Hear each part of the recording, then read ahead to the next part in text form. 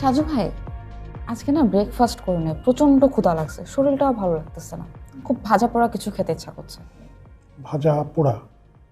চলো ১,৫০০ বছরের পুরনো একটা খাবার খাই। ১,৫০০ বছর পুরনো খাবার চিবাতে পারবো তো? সজীব চলো।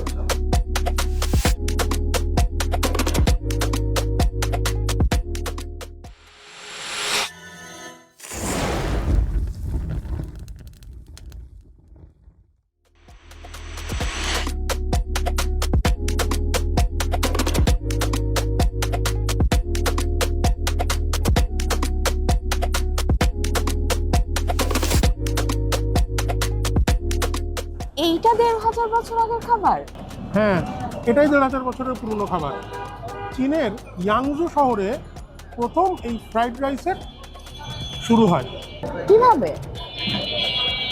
আগে মানুষের ভাত বেঁচে যেত, রাতের বেলা রান্না করা ভাত, সেই ভাত তো ফেলে দেওয়া যাবে না। সেই ভাত যাতে গরম গরম খাওয়া যায় সেই জন্য সবজি আরও নানা কিছু মিলায় চীনারাই প্রথম উদ্ভব করলো এই ফ্রাইড রাইস জিনিসটা, যাতে বেঁচে যাওয়া ভাত দিয়ে আর একবেলা খাওয়া যায়। ও, আমার মাও তো আমাকে ফ্রাইড রাইস করে দিত, ওই রাতের বেঁচে যাওয়া ভাত দিয়ে সকালবেলা টিফিন করে দিত, ডিম দিয়ে। এক্স্যাক্টলি এইটাই ফ্রাইড রাইসের শুরুটা আসলে এইভাবে। তারপরে চীনারা বিভিন্ন জায়গায় গেছে, বিভিন্ন দেশে যে বিভিন্ন রকমের ফ্রাইড রাইস হয়েছে। আমাদের ভারতবর্ষে এবং উপমহাদেশে ক্যান্টনিজ এরা যখন আসে তাদের মাধ্যমে ফ্রাইড রাইসটা এই পুরো উপমহাদেশে পরিচিত হয়। এবং ক্যান্টনিজ ফ্রাইড রাইসে অনেক কিছু থাকে, এখানে তো শুধু ভেজিটেবল আছে, বাট ক্যান্টনিজ ফ্রাইড রাইসে চিকেন, সসেস, ডিম আরও নানান জিনিস থাকে। এই জন্য ক্যান্টনিজ ফ্রাইড রাইস অনেকটা কমপ্লেক্স ফুড। আর ইয়াংজুতে ফ্রাইড রাইস সেটা সিম্পল ডিম এবং সস। আসলে আমাদের মারা ওই যে ভাত ভাজা যেটা করে দিত ওইটাই কিন্তু তাদের মতো করে ফ্রাইড রাইস। চীনারাও ওই বেঁচে যাওয়া ভাত আমাদের মারা কিন্তু কখনো কোনোদিন নষ্ট করতেন না। চীনাদের কাছ থেকেই আসলে হয়তো বংশ পরম্পরায় বা বহু বছর ধরে তারা এটা শিখেছেন, বেঁচে যাওয়া জিনিস দিয়ে কীভাবে আর এক দফ খাওয়ানো যায়। এই যে আমি আর তুমি রাস্তার পাশে বসে আজকে ফ্রাইড রাইস খাচ্ছি, একসময় তো এটা ভাবা যেত না। এখানে কিন্তু শত শত মানুষ রাস্তার পাশে বসে ফ্রাইড রাইস খাচ্ছে, এবং রেস্টুরেন্টে যে ফ্রাইড রাইস পাওয়া যায় তার সঙ্গে এর কিছু পার্থক্যও আছে। রেস্টুরেন্টে আরও ফ্যান্সি ওয়েতে থাকে, এখানে কিন্তু টেস্টিং সল্টের এটা বা সয়া সসের আধিক্যটা কিন্তু কম। কারণ রাস্তার মানুষ এখানে প্রতিদিন খাচ্ছে, সাধারণ মানুষ, অফিসের মানুষ, তাদের যদি ভালো না লাগে তারা এখানে কেউ খেতে আসবে না। ঠিক যেরকম আমাদের মারা যেই ভাত ভাজা করতেন একদম মিনিমাম জিনিস দিয়ে খুব সিম্পল একটা জিনিস বানাতেন। চীনা যে ফ্রাইড রাইস সেটাও কিন্তু ছিল ওরকম।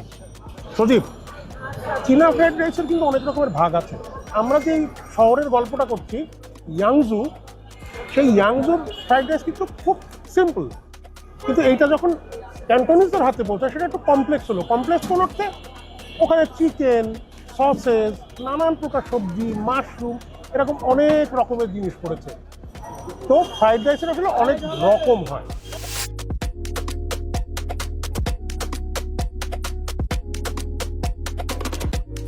আচ্ছা ভাইয়া, তাহলে ফ্রাইড রাইস কত রকমের হয়? আমরা এক রকমের খাচ্ছি, যেটা আমি প্রথমেই বলেছিলাম। ইয়াংজুর যে fried rice simple, Cantonese fried rice একটু কমপ্লেক্স, সিচুয়ান ফ্রাইড রাইস আবার একটু ঝাল, কারণ সিচুয়ান প্রদেশে একটু ঝাল হয়।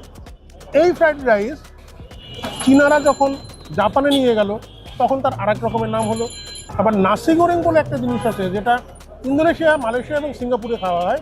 সেটাতে ওরা একটা লোকাল সস ব্যবহার করে, পাম সুগার থেকে বানানো একটা সস, যে কারণে ওটা একটু মিষ্টি হয়।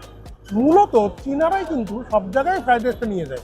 এর মধ্যে নতুন আর একটা গত 100 বছরে বলা যায় ইন্ডিয়ান ফ্রাইড রাইস, সেটা হচ্ছে লং গ্রেন বাসমতি রাইস, ওইটা দিয়ে বানানো হয়।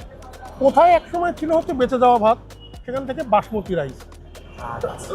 খাবার যত ঘোরে মানুষও যেমন বদলায়, খাবারও বদলায়। বেশি খাবারটা কেমন? রেস্টুরেন্টে যে ফ্রাইড রাইস খায় তার থেকে এটা একটু ডিফারেন্ট, বাট বেশ ভালো। আচ্ছা, আপনারা এরকম রাস্তার ফ্রাইড রাইস খেয়েছেন কখনো? রেস্টুরেন্টের বাইরে একদম রাস্তার উপরে এভাবে প্রচুর মানুষ যে সব প্রতিদিন খায়, আপনারা বসে কখনো খেয়েছেন? যদি খেয়ে থাকেন আমাদেরকে একটু কমেন্ট করে জানান। আমি বৃষ্টি আর সজীব ততক্ষণে খাবারটা শেষ করি, আপনারা এই দোকানের মানুষের কথাটা একটু শুনে আসুন। ফ্রাইড রাইস চিকেন 100 টাকা, ডিম রাইস 60 টাকা, আর সবজি রাইস হলে 50 টাকা, আর ফুল প্যাকেজ আছে 120 টাকা। আর পার্সেলের ব্যবস্থা আছে।